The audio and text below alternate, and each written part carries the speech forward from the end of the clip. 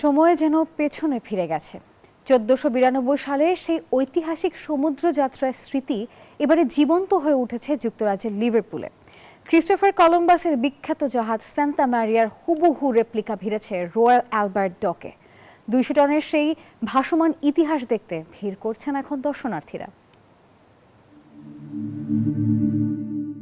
সময়ের চাকা ঘুরে ১৪৯২ সাল যেন আছড়ে পড়ল যুক্তরাজ্যের লিভারপুল বন্দরে।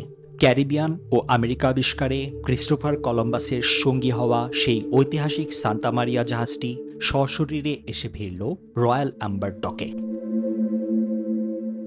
ইতিহাসের পাতা থেকে সোজা বাস্তবে উঠে আসা এই জাহাজের হুবহু রেপ্লিকা দেখতে উচ্ছ্বসিত দর্শনার্থীরা ভিড় জমান। ড্রোনের লেন্সে ধরা পড়া চোখ জুড়ানো এই ভাসমান ইতিহাস এখন দর্শনার্থীদের জন্য উন্মুক্ত।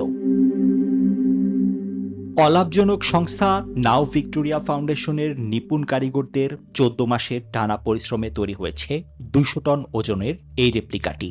সুবিশাল এই নৌযানটির দৈর্ঘ্য ২৮.৩০, প্রস্থ ৭.৯৬ এবং ড্রাফট ৩.৪৯ মিটার। কলম্বাসের সেই বিখ্যাত নৌবহরের প্রধান জাহাজের এই রাজকীয় উপস্থিতি যেন অতীতকে ফিরিয়ে এনেছে বর্তমানের পৃথিবীতে।